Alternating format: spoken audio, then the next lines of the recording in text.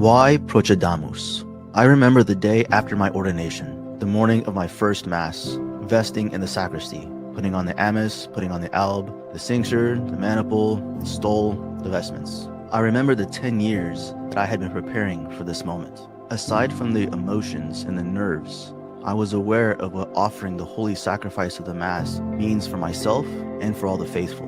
But additionally, given the context of the current persecution of the traditional Catholic faith in the world and in the Church, I grabbed my chalice, I grabbed my biretta, looked at the crucifix, bowed, and said, Procedamus in pacem, to which the altar servers replied, In nomine Christi, Amen. I put on my biretta, and we processed out to the altar to offer the holy sacrifice of the Mass, the traditional Latin Mass, the Mass of the ages. Ascending the steps of the altar, I felt only gratitude to our Lord for having allowed me to be an instrument in preserving that which is true, good, and beautiful for future generations, for the ages to come. As long as I'm physically able, this Mass will continue to be offered. This spirit of determination, this spirit of perseverance, is that to which I would love to invite all of you to share. The first annual Procedamus Gala is organized to support the mission of the Oblates of St. Augustine and the old Roman Catholic See of Caer-Glow to preserve the traditional Latin Mass and the traditional Catholic faith for future generations. Procedamus.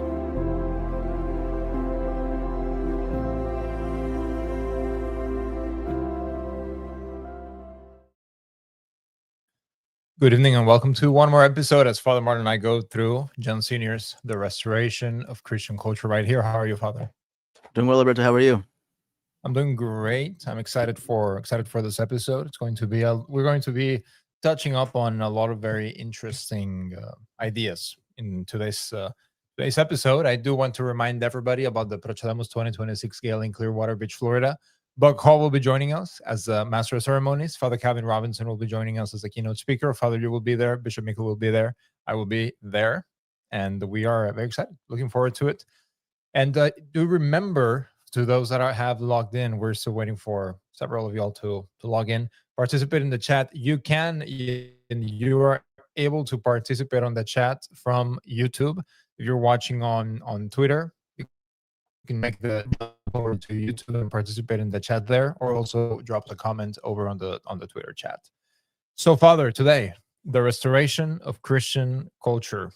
This is always a very, very pertinent title for this book, because just today we saw the Vatican puts, well, I suppose was it yesterday that they put out the one on ecumenism and then the one on monogamy, polygamy.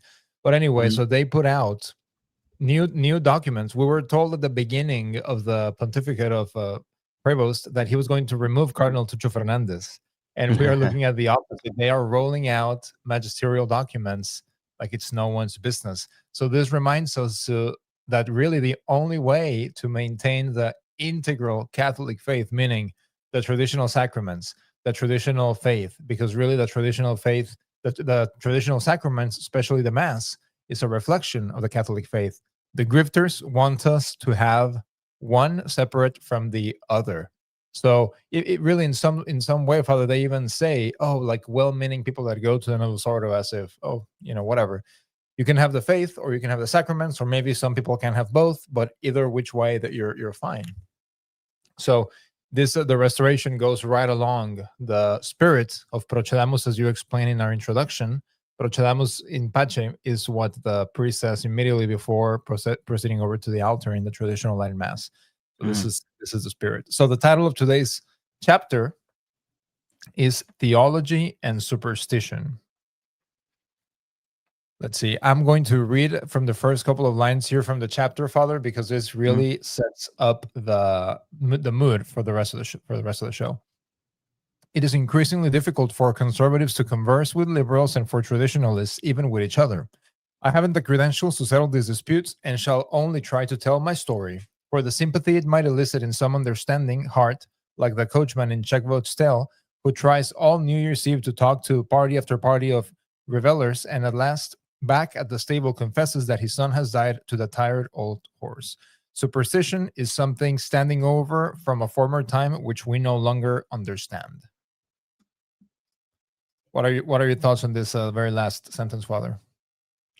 It's true, as the saying goes, when the shepherd is struck, the sheep scatter. And so that's kind of what a lot of the conservatives and traditionalists have, constantly been discussing is how much of the new do we accept, if any at all, and how much do we compromise with the new, if any at all. And so, in coming to, well, knowing how he plays out the rest of the book, I mean, the very title, Theology and Superstition, he'll eventually show that the ultimate difference is that theology requires a certain level of understanding, which presupposes that people are formed to be able to understand in the sense of education. Just like, we want our children to go to college, get a good education. It requires elementary, middle, and high school. Well, one of the things that we'll see that John Senior um, rebukes us for, and rebukes our age for, is precisely the fact that none of us are prepared to actually study theology, to even understand theology. So, Good evening, Amy, Mr. Mark Becker, Diane. Thank you so much for joining us. Excited to have you all back over here on Restless Heart Media. Very thankful that you are tuning in this evening. Remember, if you can leave your questions in the chat, and we will try to get to them before the end of the show. If we get to the end of the show and there are no questions, then we'll just go ahead and finish out the episode. We are going through John Senior's The Restoration of Christian Culture. This chapter, Father, in this chapter, he talks a lot about St. Thomas Aquinas, and it's sort of it really is the foundation, St. Thomas, and the Summa of this precise chapter. As you mentioned, and another big theme in this chapter is that we are not even able to comprehend Saint Thomas. And then he talks about certain strategies that they would use even before the council, which some would say anything before the council is based. Well, he's even going after some of those ideas. Let's see, what question do I have? How do I frame this question that I have? That is, in knowing Father John, did you see some of the similarities in the criticisms that because he was an expert at formation, Father John was. mm-hmm. Did you agree with the criticisms regarding the formation in theology that Dr. John Senior makes in this book, as per your conversations and experiences with Father John? I mean, Father John never really brought them up. I mean, one of the criticisms that John Senior makes in this book is that many of the seminarians didn't study theology through Latin, that they didn't even know Latin well enough in order to study theology and philosophy in Latin. And so that's why eventually Rome had to change to the vernacular, because seminarians were coming in and they didn't even know the language. Actually, this is still somewhat a problem even with vocations coming in, because even vocations that are raised in going to the traditional Latin Mass their whole life, they don't study Latin very well. I mean, homeschool, all that kind of stuff. They maybe have have gotten their feet wet in the language, so to speak. But then they show up, they have a vocation. They show up to a seminary, they show up to a monastery, and they're asked to pray, all 10 hours of the divine office, consistently and tempo with the rest of the monks, with the rest of the seminarians, and it's impossible. And so you can understand a young man being completely frustrated and saying, "I can't do this. This is too difficult." And so in one sense, we even have that situation today. The other situation, this, I think I'm starting to notice a pattern between those who are professors, who have PhDs, who professors at universities in the humanities, whether it be in I don't know, history, poetry, literature, these kinds of subjects, where they see all of reality through their discipline, And I was actually at a talk recently with Dr. E. Michael Jones, and he basically said, actually no, he explicitly said that the Romance languages, French, Italian, Spanish, they all had philosophers in their language, but the English did not. What the English had were poets, and philosophy in the English language must then be studied through poetry.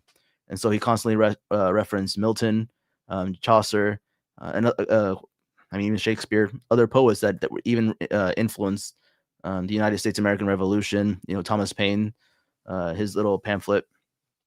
Even the Federalist Papers by Hamilton. So this sorts of things. And so John Senior is very much a poet, and so he very much emphasizes poetry. And he's actually said this already previously in one of the chapters. I don't know if you remember, Alberto, but emphasizing that our language in our country is English. And so we should, in one sense, that we have no need of learning a second language to actually study philosophy through these second languages. Rather, we just need to stick to English. And I think we both criticize this and say, no, in Europe, everybody knows like 3, 4, 5 languages. Languages aren't an impediment, but Americans somehow are fixated on only one language in life ever really being necessary. And if you want to identify or form a nation, you have to just adapt whatever language you've already been given.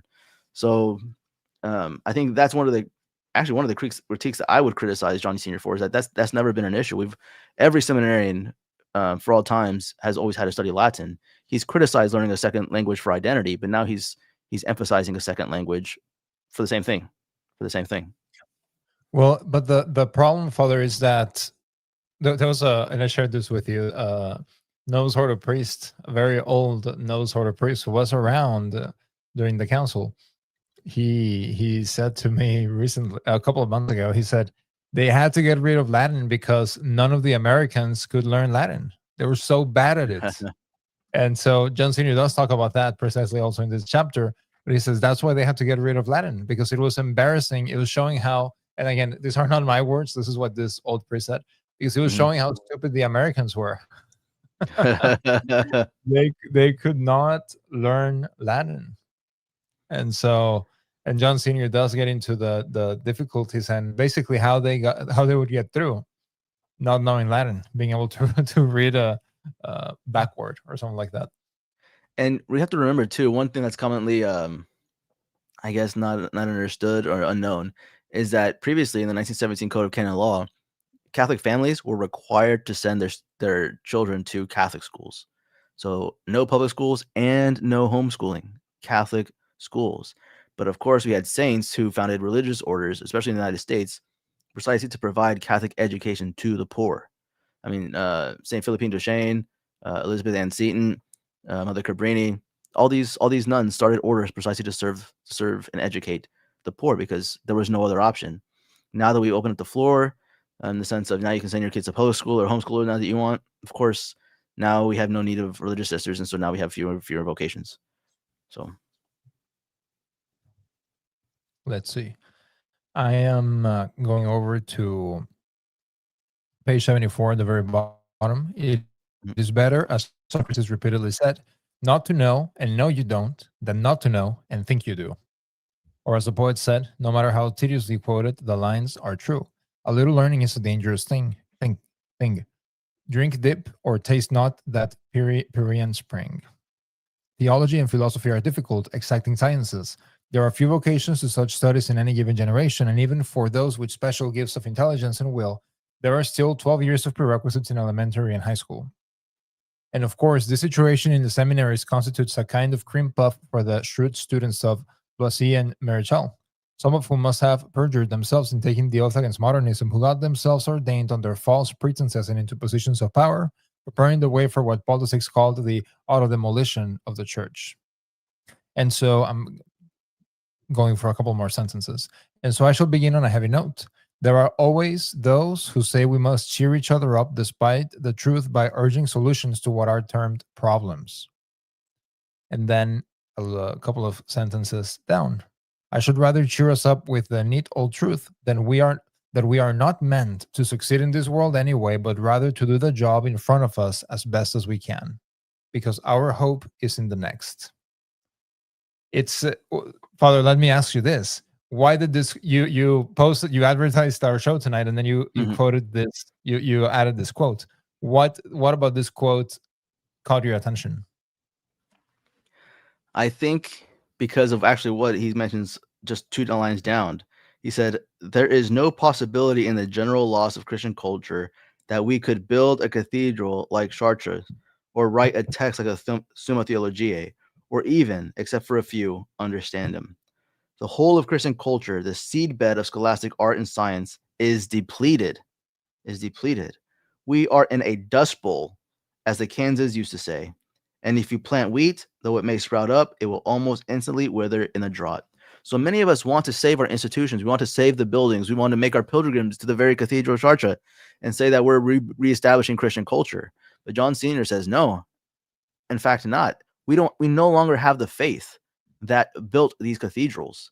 Not even those of us who remain have the intellectual understanding of the faith to erect such magnificent edifices, buildings that are the fruit of our faith. He's saying, no, we're a remnant now. We're a dust bowl. We have to start back down with the bare bones. And so eventually later on in the chapter, he'll tell you what those bare bones are. He's going to argue for the contemplative life.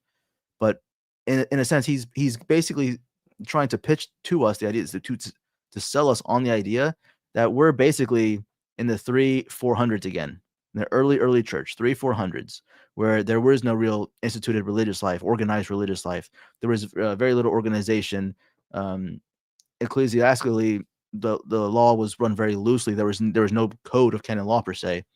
And it was very, every bishop for himself, so to speak, in the sense that when he needed to communicate with Rome, it was slow. I mean, snail mail.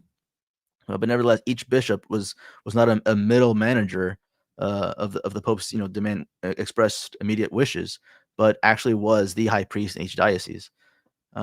So he's painting the picture like we are the early church again, and so we're going to have to take a lot of our restructuring, restoration ideas precisely from the early church. Yeah, absolutely. You went over the Dust Bowl. And of course, the whole of Christian culture, the seedbed of scholastic art and science, is depleted.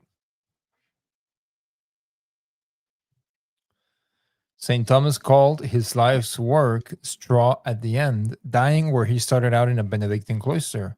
But his was the real, though springy stuff, capable of bearing the kernel and the fruit of sanctity. Neo-Thomism in our own time couldn't even stand up to the grasshoppers of relativism and social Darwinism, nor could the few serious Thomists, such as Garrigou-Lagrange, propose a real theology to those who couldn't see beyond the rhetoric of popular science, which dazzled them with figures of speech in place of the quiet light of thought. Gilson recounts in one of his last set books how he had refused a request from Pope Pius XII to write a refutation of Teilhard de Chardin, whose manuscripts were, despite their condemnation, circulating surreptitiously among the young Jesuits. Refused, Gilson said, out of no disrespect for a beloved pope, but because there was no clear doctrine in Teilhard to refute. This reminds me a lot, Father. We go back to, for example, Vatican II, who he had a lot of influence in that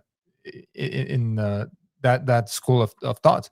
And we can see the same thing, Father, even in the writings of the Novus Ordo popes. So they write in a certain way where they know that the conservatives are able to attack them, to go to bat for them. And then they know that they will be able to refute the traditionalist points, even though they are not really refuted, but then they eventually resort to authority, which is an interesting paradox because they reject those teachings. So they say, oh, you are being disobedient to the Vicar of Christ. But even the arguments that they're making is that our Lord is optional. So you don't believe in that, but you're just using the faith as a manipulation technique. Exactly. This style of poetic writing is very much emphasized or very much used, especially in the Pontificate of John Paul II, where he would say he would use a whole lot of words to say very little. In other words, saying things in very flowery languages, precisely so it could be understood the way the reader wanted it to be understood, and didn't say something explicitly, directly, and clearly. So, I mean, we call it ambiguity, right? But that's exactly what poetry is supposed to be. It's supposed to be, in a way with words, melodic, so that each person can get something different out of it. Let's see.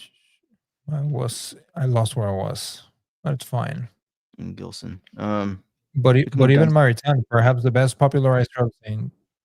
Can you hear me? Yeah. Okay.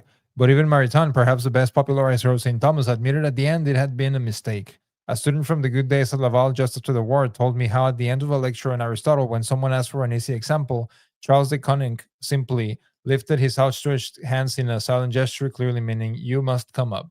One has to see the truth of principles, whereas popularizations, even the best, obscure as they explain. So I do not, says John Senior, so I do not advocate anything like a revival of St. Thomas. I think it's impossible under present conditions.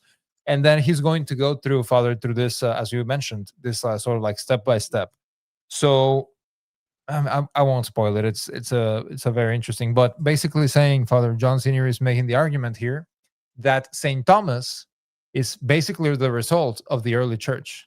So we have all these guys that are like lay expert Thomists, but as he just said a couple of paragraphs before, we are depleted. So trying to explain Saint Thomas when we don't even have the very, very basics, when we are back, I would say we're back to apostolic times, but not even then, because we don't even have the faith of the apostles. But as far as mentioned, the structures, that's where we are at. But then people want to LARP and behave as if, oh, we are just building on St. Thomas. No, it was, the edifice was completely demolished, destroyed. So we have to start at the 300s. We can't start at in the 1200s. One of my professors in Rome, when I was studying at the Lateran, asked, what is a Thomist exactly? Is a Thomist someone who memorizes Thomas and can just simply regurgitate Thomas? Or is a Thomist someone who thinks like Thomas? And I mean, all of us thought there for a second. It's like, obviously someone who thinks like Thomas, because and that the person who thinks like Thomas is the one who truly understands Thomas. And so, to your point, Alberto, that's exactly what John Senior was saying, is that Thomas was a fruit. He entered Monte Cassino in the age of 5 or something, went to the University of Naples at the age of 16. He was the fruit of all the hard labor of the Benedictine charism, of a Benedictine monastery, the Benedictine education, the Benedictine spirituality. And so his intellectual understanding of the faith was nurtured by the resuscitation of the divine office, being given the opportunity to live religious life, to spend time in contemplation and study. It was the fruit of the early church that, again, to your point again, Alberto, that gave us Thomas. And so in order for us to come back to that point again, here and now, we have to start to rebuild, not just from the 14th century, but from the 4th century. Oh, Father, I can't possibly be an Augustinian because I'm like a new Saint Thomas. To your point, Diane, of finding this chapter challenging to understand, I think what helped me, Father, I don't know if you would agree, it's precisely saying it as this precise interpretation which you just talked about. We take it from the point of view that what he's arguing is that at the bottom, at the source, he's arguing that even a revival of St. Thomas is worthless, because we just talked about how last week we talked about, or no, this a couple of weeks ago, we talked about how he says the restoration of Christian culture has to be the restoration of the convents and of the monasteries. So this is where we start, but we fall into the trap, which I do agree with John Senior on this, Father.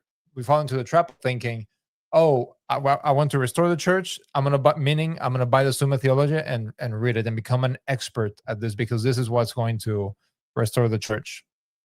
I disagree with that, but he puts it into a structure that is easy for me to understand of why precisely that doesn't work, even though it had been something that I could tell. Like, it seems so dumb to me when we have this like lay online Thomists, but I couldn't quite put the words into exactly why. So this is what helped me sort of understand the chapter. I want to remind everybody about the Procedamus 2026 Gala, procedamus.com, over here in Father Martin's name badge. Procedamus.com. Buck Hall will be the master of ceremonies. Father Kevin Robinson will be the keynote speaker. Acquire your tickets today. Tickets are going to be running out more and more as we get closer to the date. We want to make sure that you get them. Do not put it off. I'm a phlegmatic, Father, so I always put things off and then I regret it, even in very important matters, such as the Procedamus Gala. Let's see. I'm on page 77. Let's see. The Christian soul is forced into patience, silent, interior receptivity to nothing but the agency of God. Noisy, shallow, arrogant types, misreading and misleading the times, rush around urging us to action, even to wild public displays of prayer, in a silly show of rash, unfruitful, and destructive activity, like the sailors on the way to Tarsus as Jonas slept in the still dark hold of the pitching ship. The age was symbolized for me when I arrived at a once magnificent Benedictine abbey to deliver a like. Oh, this is a really good story. This is a very. Here we go. I'm going to read the whole story, Father. It's a Okay. couple of paragraphs, but I think we'll be fine. The age was symbolized for me when I arrived at a once magnificent Benedictine abbey to deliver a lecture to its seminarians. I would assume this would probably be 99% Novus Ordo Abbey. Mhm. At the entrance gate, instead of the porter prescribing in St. Benedict's rule who must greet each stranger as if he were Christ, there was an intercom system with an attached chart of names and numbers to call.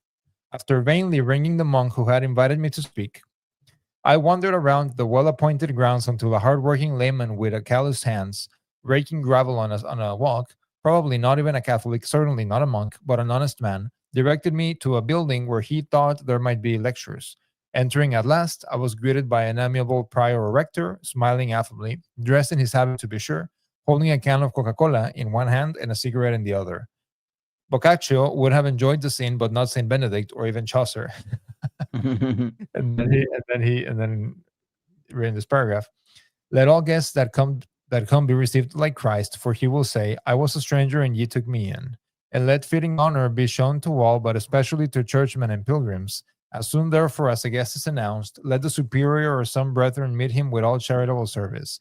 And first of all, let them pray together and let them unite in the kiss of peace. This kiss of peace shall not be offered until after the prayers have been said, and on account of the delusions of the devil. In the greeting of all guests, whether they be arriving or departing, let the greatest humility be shown. Let the head be bowed and the whole body prostrated on the ground, and so let Christ be worshipped in them, for indeed he is received in their persons. The rage for novelty and informality in everything today is a sure sign of our spiritual emptiness. So what this made me think, Father, is that we get told, oh, like all of the ritualism and like, for example, what we just read from St. Benedict, all the ritualism means that there is no substance behind it because you're not being spontaneous. Mhm. Basically, modernists value spontaneity as the number one aspect of everything. But as we know from the traditional liturgy, it's when the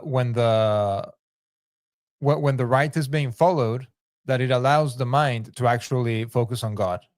Otherwise, you're thinking of how to make brand new things and how to make it reverent and so on and so forth. Exactly. Yeah. Yeah. I mean, novelty. Oh man. I mean, there's also. I mean, it's also it couples together like the throwaway culture. That's. I mean, fun, where happiness, the fulfillment of desire, is reduced to just a good time. So, I mean, fun. If you imagine, if you go into a sporting game, if you go into a movie, and we'll talk about movies here in the next paragraphs, or something entertainment, concert, you experience some sort of euphoria, something where it gets your emotions high, emotions, you feel good. But these emotions eventually die down. It's for the moment. It's not perpetual. It wasn't made to satisfy that deep, most profound desire in our hearts for a lasting happiness. And so whenever we insert fun into the liturgy, things that just get you an emotional stimulation for a few seconds, a few minutes, what we're saying ultimately, we're reducing religion down to the level of those other entertainment things that only satisfy us for a few moments. Now, the thing is, those of us who are actually profound and looking for the ultimate desire for our happiness are ultimately going to conclude that if the mass is just going to give us fun, like a rock concert or a movie, then the fulfillment of my happiness isn't going to come from here. That's where we're going to conclude. That's what I concluded when I was in high school. And so you begin to look elsewhere for something that's lasting, something that's will actually fulfill our desires. So, yeah, it's yeah. So on page 79, Father John Sr. went to watch Star Wars. Yes. Well, at least I'm assuming it's Star Wars. It's pretty close. So can I read that paragraph? Yeah, I'm already there.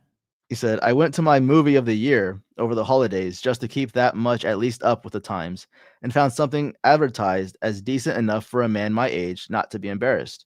There ought to be ratings like parents admitted if accompanied by a child.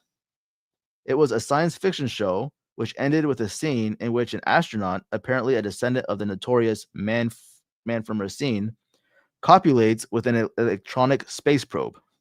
The most popular of the current flicks popularizes neo-Manichaeism, an adaptation of the ancient heresy which teaches that God is both good and evil, the Force, the films call him.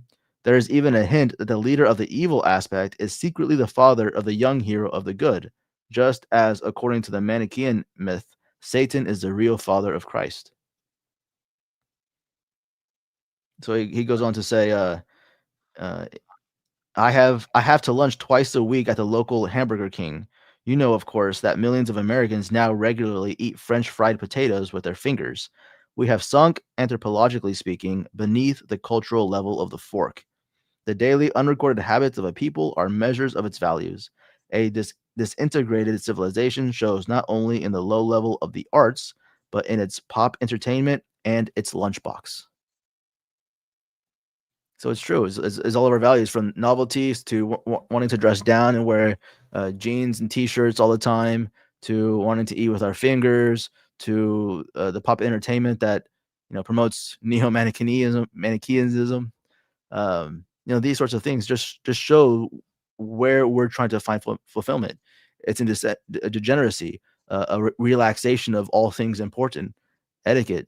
Um, and so you can then, I mean, it's not too far to, again, go to Walmart and see a certain demographic in their flip-flops and basketball shorts and wife beater tank tops, whatever, or having curls in their hair and putting that huge net over it and just walking out in public like that. These sorts of things. I mean, if you can eat your French fries with your hand, why can't you go to Walmart in your flip-flops? So if you go to an airport that is outside the United States, like for example, if you're at the Mexico City International Terminal, you can immediately tell who the Americans are. It's actually really funny, and it's true. Well, in Italy, you could always tell. and also what's interesting, Father, is just going like for a walk, even in Italy. It is very different how the average person is dressed than how the average person here in the United States is dressed. Mm-hmm. And yeah, we basically are brought up in the way that everything has to be casual. Now, of course, there's a reason for for etiquette, because if you have ever had a meal where everybody's properly following etiquette, everything goes very smoothly. If you ever have had dinner with people that are basically barbarians, it's so weird. Let's see. And it's so much so too that if you're not casual, then you're snotty. You're judged for being snotty, or being either nose up in the air or stuff like that. Yeah, absolutely. So you're shamed for it. So John Senior says, I'm still hearing oh, this turned off my light. My bad. At least I'm still on, apparently. I need to turn it back on right after finishing speaking. So John Senior says, nothing short of a miracle could produce a great theologian today. Why is this, Father? Let me turn my light back on. You can answer the question. I mean, basically, he also mentions it a sentence or two before it. I switched page. So I do not advocate a revival of St. Thomas any more than I should advocate building replicas of Mount St. Michael or Chartres. This is not the time of day, to say the least. Basically, our culture has become so degenerate, our education has become so lackluster, that no one has the actual foundation to become a good theologian. Nobody has the prerequisites. Nobody has the skills. Maybe has the talents, but nobody has the formation to do these great things yet. It's like throwing someone into a professional sport without them having played in middle school, high school, having had that proper coaching, these sorts of things. And so all we can do really literally is just read books, memorize answers, and spit them out with no real understanding. And again, that's what he's ultimately going to say is superstition. So memorizing St. Thomas and giving quotes of St. Thomas without an understanding of St. Thomas, John Cedar will say that's not a theologian. That's not theology. That's superstition. and again, this is what all of these men that are like, oh, I'm such and such Thomist, such and such Thomist. What they it's like, this is so dumb. You're basically skipping thing. And then by the way, Father, if we don't have, which I we may have talked about this on a Friday, if we don't have like the lay people saying that they're professional Thomists or whatever because they have a YouTube channel, then we have the grifters talking about how monks should live. And here's the thing about the Thomists is like, I don't understand if really his understanding came from his love for God. His understanding came from his love for God, and his love for God helped him to realize that he should leave this world and enter religious life. Why all the plethora of these Thomists that, young single men that don't consider religious life, something that's viable for them, a legitimate option. It's just a way just to seem more spiritual, I guess, to practice your faith even more intensely, to read St. Thomas and then just spit out answers to be this apologist. But then, yeah, you have lay people telling monks how they should live. They expect every priest to be a desert father. Why are you online? Well, because I'm not a desert monk, and there are such things as different vocations. There are vocations that are meant to live out in the Thebaid in Egypt, eating grasshoppers or whatever. And there are those who are out there supposed to hammer heretics and to put people in their place, lay people in their place when they're trying to tell you to, no, just accept the mass, renounce the faith. But all we need is the mass. No, shut up. Now, Father, it would be a different thing if this whole idea of priests shouldn't be online, if this was coming from somebody literally living in like St. John the Baptist in a cave in the desert. Like if somebody like that says that, at least they have the resume, I suppose, to back that up to say that. But no, it's like it's regular lay guys that are online, that are on YouTube, yeah. So it's an interesting phenomenon. So let's see. I'm on page 80, and he's just basically talking about lamenting the. I suppose he says a fear of thought, a fear that weak and untrained intellects might be seduced more easily by error than emparadized in the chaste, cold arms of truth. I was talking with Mrs. Flatcat, may have been yesterday morning. We're speaking precisely as we were talking about the homeschooling and about just different things. And I told her, I said, because you have the homeschooling curriculums, and not everything in there is going to be precisely correct according to the faith. And so I told her, look, regarding the globe, I said, okay, you can tell her that what we believe as Catholics is that the earth doesn't move, but I have no problem you telling even a 5 or 6 year old, okay, this is what we believe. But there are some people that say that everything around that the world, that the earth is moving all around. So at the end of the day, even scientists, Father, they have tried detecting the movement of the earth. They have found none. So even science admits that it's relative. So anyway, I have no problem teaching to the children, this is what we believe, and this is what other people believe. And in a way, I felt I identified, because even before catching up for today's episode, I was talking about that with Mrs. Flatcat, and I said, yes, it's fine to teach. And then eventually, of course, you have to teach children that, yes, there are people that believe that murdering babies is not a problem. See, I could be a dessert father. I couldn't be a desert father. Dessert father, give me dessert. I could be a dessert father for sure. You could be a hardcore dessert father. Thanks for that one, Mark. Let's see. All right. So I'm done with page 81. This is basically what he's talking about. Let's see. I don't have anything in page 81. I'm on page 82. You don't have anything on page 81. You don't have anything on page 81. No, just flying through. I like the whole page. Okay. All right. Tell us about it, Father. Okay. First big paragraph there.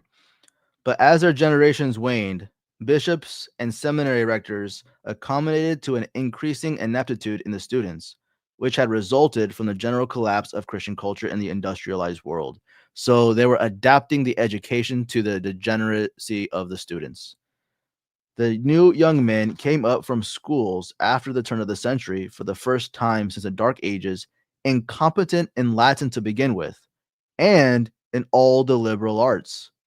Under the immense pressure of economic necessity, the elementary and secondary schools were fast substituting technical studies for the poetry, history, and old-fashioned study of science called natural study or natural history, in which Aristotelian philosophy and consequently scholastic theology had grown. I must emphasize the fact, too, because it isn't sufficiently admitted, that all studies at colleges and universities are now technical, even the study of literature, music, and art. This is so true, especially in the United States. We even say, in the Republican Party, the conservative movement is even emphasizing this. When you go to college to get a degree, get something that you can get a job with, get something that will make you money. Education is no longer about the development of the human person, the flourishing of the human person, making a good human being. It's a trade school. It's essentially just become a trade school. You learn a trade. You go to the university to learn a trade, not to become a human being, but to learn a trade. So that's all college has become, all university has become, is a trade school. And so that's what John Cena is arguing. Is like, now all education is geared toward a trade, not toward understanding philosophy or theology, not the liberal arts. Of course, the liberal arts are geared to they're called liberal arts because they're freeing, liberal in the real true sense of making you free from your passions, from your vices, to make you live virtuously. That's what these arts were supposed to help you to do. Liberal arts are supposed to help you train your reason to reason correctly and to live virtuously. That's what the liberal arts are supposed to do. Nowadays, people laugh. If you say I have a liberal arts degree, people laugh at it. It's like, that's useless. No, these are actually the subject matters that help you live a virtuous life, to help you be a true good human being. And so the liberal arts are essential to then study philosophy and theology, the theology being the highest of all studies. But now all of elementary and middle school and high schools are geared to trades, college, 2-year schools, trade schools, or even universities, all about getting a trade, getting a degree so you can get a job and so you can go make money. Completely, totally. The whole education system needs to be revamped. And that's why going through school these days is really just, it's not education. It's not education. Yeah, no, absolutely. So that's sort of, well, what makes me think, Father, is I'm going through our timeline that we've been talking about, Saint Benedict, the 300s, Saint Benedict, Saint Thomas.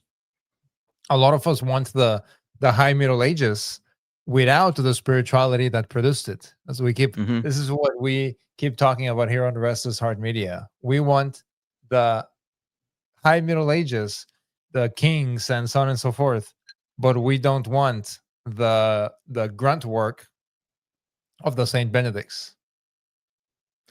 And so I do hope that this chapter sort of sets us up in a reality. So we have to be back to reality. And the reality is that, as we've been saying from the beginning of the show, everything has been destroyed. We are completely destroyed. And again, very, very consistent with the spirit of this channel of Restless Heart Media, of the Procedamus Gala, is restoring the monastic life. We all think, people always think, Father, I want my son to be a priest. I want my son to be a this or that. Let's arrange our homes. And I say this having young children, and I understand that it's very difficult, but let's arrange our homes in a scenario where it's an easy transition into religious life. An easy transition into religious life, a life of prayer, a life of sacrifice, a life of really being hated by the world, even. Because you get more hate, Father, than say than if you had just gotten married. If you have just gotten married, which, by the way, with the new document from Rome, people should be nicer to you. If people are calling you schismatic for watching Restless Heart Media, you can tell them we are part of the one. What is it? The one universal Christian creed. The one universal Christian creed. We all profess the Nicene Constantinopolitan Creed. So, and so, again, I've mentioned it multiple times. Procedamus.com, the Procedamus 2026 Gala in Clearwater Beach, Florida. Buck Hall will be the master of ceremonies, Father Kevin Robinson. And we're all saying Father Kevin Robinson promoting Procedamus. We're so thankful for that. Buck Hall promoting Procedamus. Procedamus.com. Acquire your tickets today. Procedamus 2026 Gala in Clearwater Beach, Florida. Father Martin, you will be there. Bishop Mikkel will be there. I believe Mark Becker, you will be there, sir. Looking forward to that. It's going to be a wonderful, wonderful evening. So let's see. Okay, we're through the boring page 81 where I didn't have anything.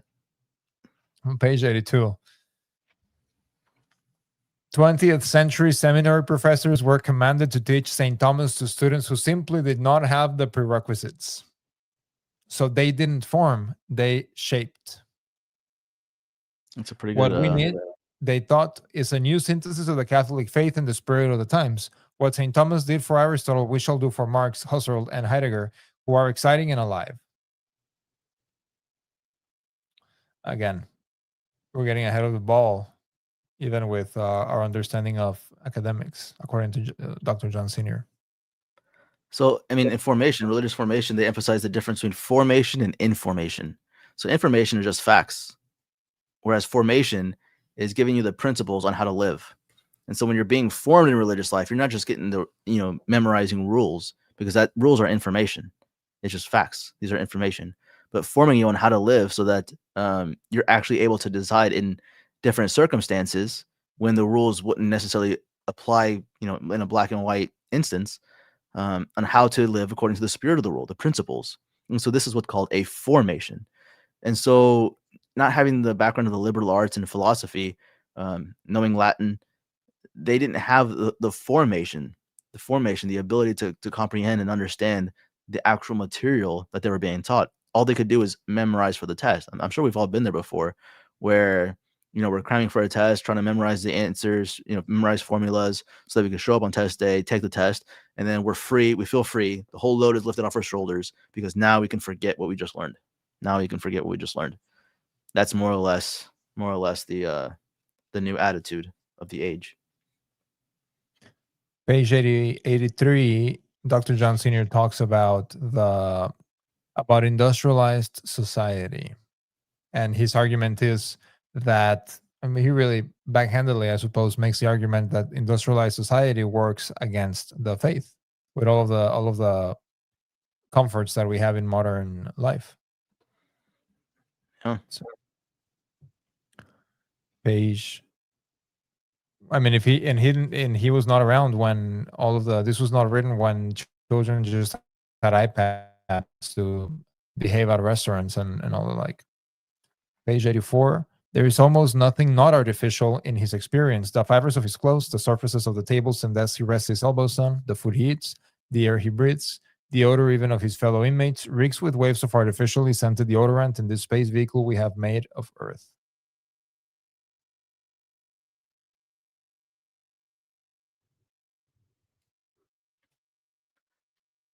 Yeah, with the industrialized society idea, we have. I think he'll draw this out later on when he returns back to his theme of the monastic life. But the monks, because they prayed so much, had time to concern themselves when they were working with their hands for their food and their shelter, and that was about it. But now, when we don't pray, all of our time is spent working on trying to create something to sell for somebody else's convenience and for their entertainment pleasure. And so I think that's what he's ultimately getting at, is now we're living not for God, but for temporal pleasures, technology, and creating all these pleasures, the latest iPad, the latest iPod, the latest, iPhone or whatever else, creating these unnecessary conveniences, as opposed to praying and then just focusing on the necessities. On page 85, it says, and yet there are those who want to do it their way, meaning theology, differently, expanding their minds in a waste of shame, trying as it were to reinvent the will. And then he makes a great point. He says, the main lines of Catholic truth are all in the Summa Theologiae, and it cannot be done again. If anyone were to do it, which is impossible today given the loss of the culture that went into it, but even if it could be done, it would turn out to be the same. So there it stands, as vast, incomprehensible, and stupefying as St. Michael and Charles.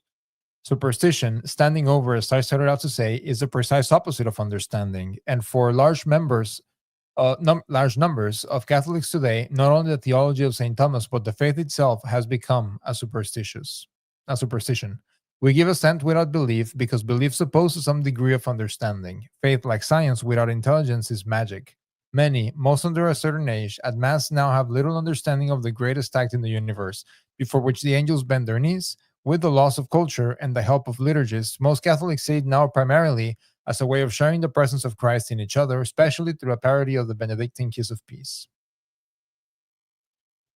And I think this even extends to the trad world even today.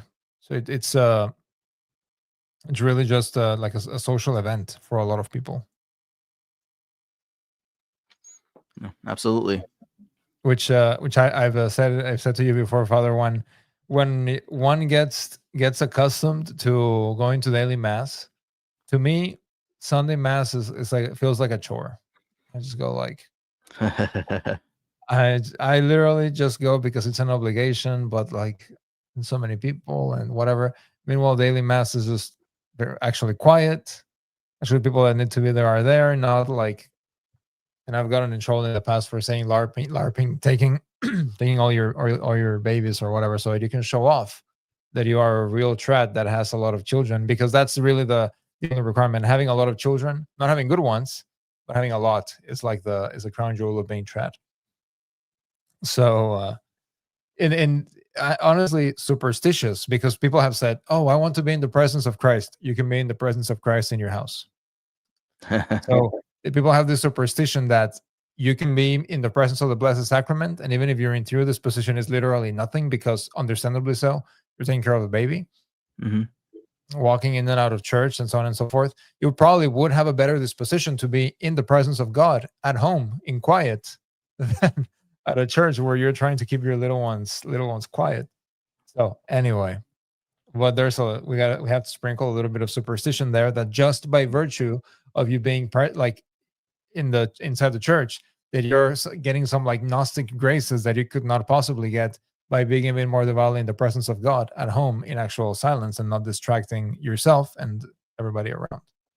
That's superstition. And he gives a story about a priest that he knew, and basically the children said that he says he has the children where Christ is truly present, and then the children's overwhelmingly said in the community. And then some said afterward they thought the choices should have included the book of readings which the priest or lector always celebrates at Mass as if it were the host.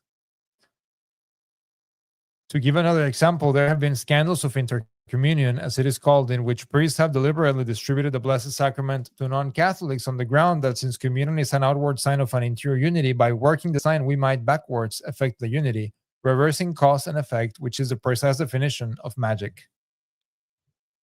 And I will take it a step further, Father, that these people, like for example Bergoglio would be one of them. He bragged about giving communion to Jews.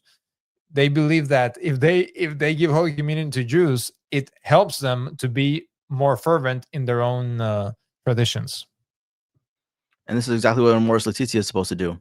You know, put communion first and then the conversion afterwards. So he says at the bottom. Token. Yep. So he says at the second paragraph on page 86, when a brilliant young lady asked the greatest scholar in the world at the close of the 4th century where she could get the best education, St. Jerome replied, "You can't, because the world is through." And he advised her to enter a convent. Now he says down even further, the word monk derives from monos, meaning one, solitary, alone, as in monarch or monotony. A monk is essentially a man alone with God. When a few such gather together, the better to learn how to be alone, you have a convent, a coming together for convenience of persons in a monastery, a place of essential solitude. It was through the patient, silent witness of monks at prayer over the Dark Ages that what we call Christendom was achieved. Saint Benedict, patron of Europe, founded Monte Cassino in 529. Saint Thomas, as a little boy of 5, entered there to go to school around 1229. 700 years in the womb of Benedictine work and prayer, and then you have Saint Thomas. The seedbed of theology is the Benedictine life, without which no one has the prerequisites. Today we are, I think, in times like those of St. Jerome, moving rapidly towards those of St. Benedict. Barbarians have destroyed our cultural institutions, this time mostly from within. And now as then, it is true that there is nothing for the world to offer anyone. If I were a young man or woman seeking God today, I should enter, if I could, a Benedictine monastery. And if I were a Benedictine seeking God, I should work to reform my monastery so it conformed to the rule of St. Benedict in its strict integrity, praying 7 times a day the great Latin office as recovered by the painstaking sanctifying scholarship of Salem. And in the spaces between the hours, work with my hands at the immediate task of food and shelter. Or if I were called to the other vocations, the secular priesthood or marriage, I should become an oblate of such a monastery, or at least keep as close to it as I could, consistent with my obligations. If theology has become a superstition because the majority have lost the grounds of understanding, reform on a large scale is immediately impossible. In such a case, the thing to do is find the few extraordinary souls with special gifts of intellect and will, with a rational aptitude and zeal to learn, train them by an intensified Benedictine exercise, put them on to the daily resuscitation of the office, teach them the Summa Theologia as their daily work, and then send these elite soldiers of the mixed orders as the shock troops of a general Catholic counter-reformation. This is exactly what Procedamus is about, supporting traditional religious life, the Oblates of St. Augustine. We need monasteries. We need monasteries, not necessarily of Mont Saint Michael up in France, but we need to help young men have the material temporal needs fulfilled, so that they don't have to actually get jobs, so that they could pray and study and do apostolate. Because we can't charge for prayer, we can't charge for study, we can't charge for doing apostolate. So the material, temporal things need to be met somehow. And so, in so much as the lay people fund monasteries and provide for their needs, then the monasteries are able to do the work that they need to restore society, to restore Christendom. So here we go. Yeah, absolutely. In page 88, he basically talks through the chronicle of Saint Thomas' death and the Benedictines. Page 89, he says,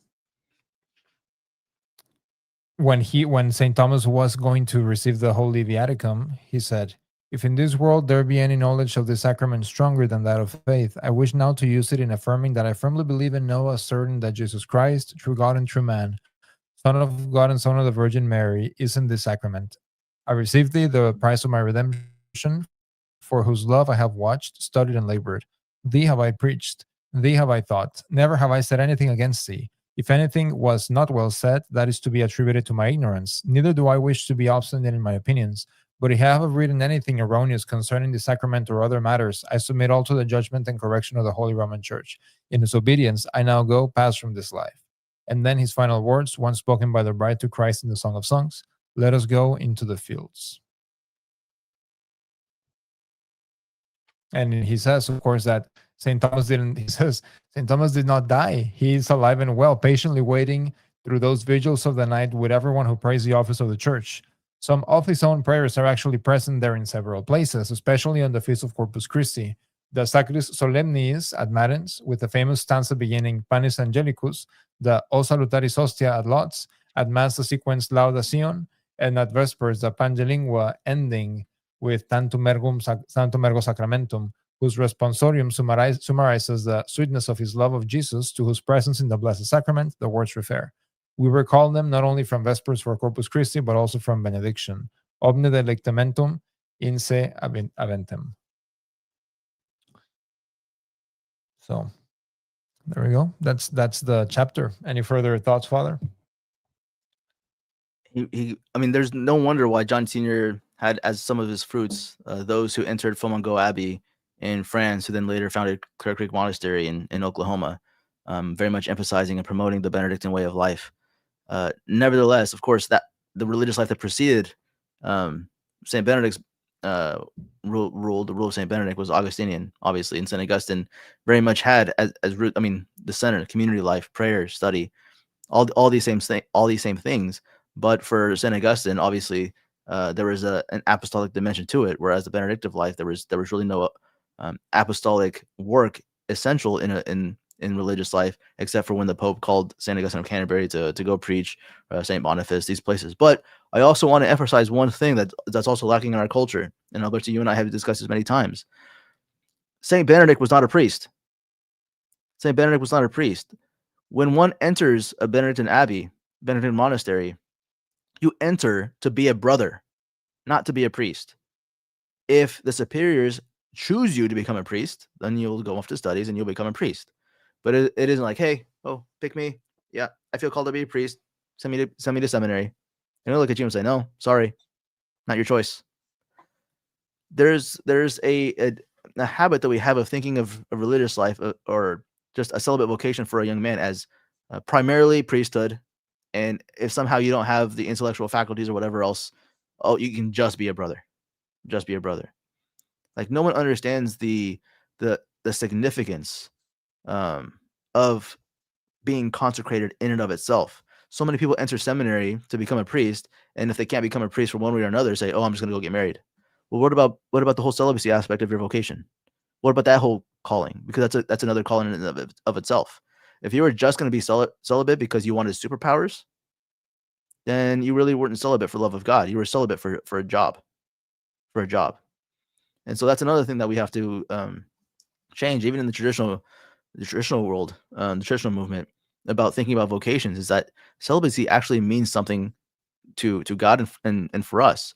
So much so that his own Blessed Mother, he refused to violate her virginity, in the sense that she remained an ever virgin even after birth. It means so much to him. So it's not something light to just brush over and say, oh, you're a man and you don't why just be celibate? That makes no sense. Be a priest. It's a bizarre way of thinking. Yes, absolutely. And in Benedictine monasteries, it's really very small minority that are priests. It's a major, as you mentioned. You don't go into a Benedictine into an abbey to be a priest. You go there to be consecrated to God. And then if your superiors say, okay, we need somebody to get ordained a priest, and then they were to pick you. But I would think that if I was a Benedictine monk, I would not want to become a priest. Like, oh no, I have to dispense the sacraments. Exactly. But there's definitely that issue of, because we all hear it. Oh, my son is going to be. I want my son to be a priest, or whatever. Or do we raise our children to be saints? And then the logical conclusion from that is consecrated life. Mm-hmm. Through which it would seem to me that it's easier to be a saint being a Benedictine, just a brother, than being a diocesan priest. I mean, we know that, as a matter of fact, it really is. So, yeah. Anyway, that's everybody. Before we wrap up the show for tonight, remember to go to procedamus.com and register, sign up, acquire a ticket for the Procedamus 2026 Gala, Clearwater Beach, Florida. This gala is in support of the Old Roman Catholic See of Caer-Glow and the Oblates of St. Augustine. So if you're reading this and you're hearing, oh, the religious life and so on and so forth, how do I put how do I contribute to this? This is how. It's very, very simple, very straightforward. Contribute to procedamus.com, Procedamus Gala, attend, and then at the Gala, Father, we will also learn about more ways that we can support the Old Roman Catholic See of Caer-Glow, the Oblates of St. Augustine, in this restoration, because the work that you do, Father, the work of the Oblates, is directly for the restoration of Christian culture, not for the latest grifter's vacation to Europe or whatever. It's a direct contribution to the restoration of Christian culture, as we're learning here through John Sr. So anyway, anything else Yes. And for more information about our community, the Oblates of St. Augustine, you can go to www.oblatesofstaugustine.org. I will say, Father, that in oblatesofstaugustine.org, there are very, very convenient ways to donate to the Oblates. You can choose to do a weekly donation. Maybe if you're like, oh, I don't have money, or it seems to me difficult to give a monthly donation, like a lump sum. You can do a weekly donation. There's many ways, or just a one-time donation. There's a very, very flexible ways over in oblatesofstaugustine.org in which you can support the Oblates of St. Augustine and the mission, restoring Catholic, true traditional religious life. So anyway. Oblates of St. Anything else, Father, before we wrap up for tonight? That's it. See you guys Friday for our Friday night leisure. See you in the chat. So see you guys on Friday. And then next week again for the next chapter in the restoration of Christian culture. God bless. Why Procedamus? I remember the day after my ordination, the morning of my first Mass, vesting in the sacristy, putting on the amice, putting on the alb, the cincture, the maniple, the stole, the vestments. I remember the 10 years that I had been preparing for this moment. Aside from the emotions and the nerves, I was aware of what offering the holy sacrifice of the Mass means for myself and for all the faithful. But additionally, given the context of the current persecution of the traditional Catholic faith in the world and in the Church, I grabbed my chalice, I grabbed my biretta, looked at the crucifix, bowed, and said, Procedamus in pacem, to which the altar servers replied, In nomine Christi, Amen. I put on my biretta, and we processed out to the altar to offer the holy sacrifice of the Mass, the traditional Latin Mass, the Mass of the ages. Ascending the steps of the altar, I felt only gratitude to our Lord for having allowed me to be an instrument in preserving that which is true, good, and beautiful for future generations, for the ages to come. As long as I'm physically able, this Mass will continue to be offered. This spirit of determination, this spirit of perseverance, is that to which I would love to invite all of you to share. The first annual Procedamus Gala is organized to support the mission of the Oblates of St. Augustine and the Old Roman Catholic See of Caer-Glow to preserve the traditional Latin Mass and the traditional Catholic faith for future generations. Procedamus.